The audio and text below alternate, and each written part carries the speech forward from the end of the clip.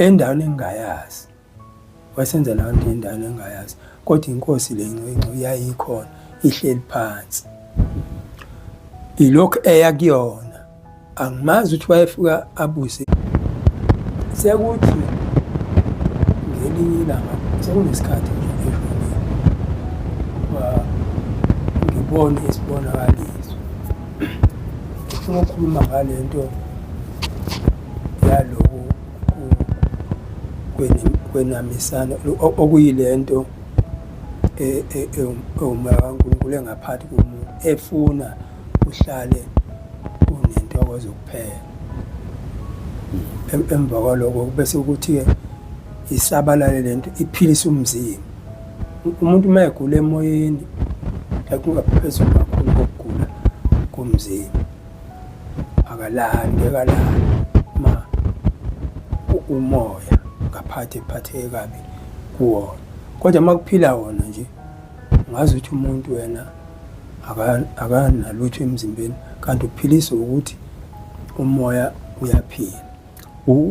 Umoya basana nobuhlungu benhliziyo mhlawumbe njengoba ngaphathekile kahle emoyeni, lokho ngizokuzwa kuphi? Ngizokuzwa la ebuhlungwini benhliziyo. Uma yanda leyo nto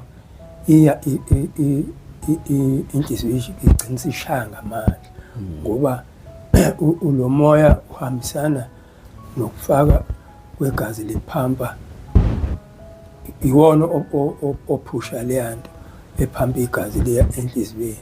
Kusho ukuthi-ke manje sekuzobe kuphazamiseke inhliziyo ngenxa yomoya. Kodwa lokho kuwumoya kaNkulunkulu kuthanda ukuba seceleni, kodwa kuyangena lapha kuleya nto ngesikhathi uphatheke kabi.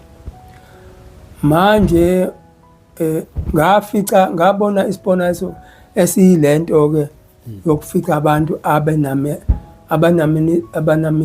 abanamayo unomphelo nje, ongekho nje ingxabano kubona. Ngibona isibonakaliso, ngibona-ke yena uDuma lo usebenza nabantu endaweni engingayazi, wayesenza leyo nto endaweni engingayazi, kodwa inkosi le Ncwece yayikhona ihleli phansi. Ilokhu eya kuyona, angimazi ukuthi wayefika abuseni noma kwakubi yamyalela nto.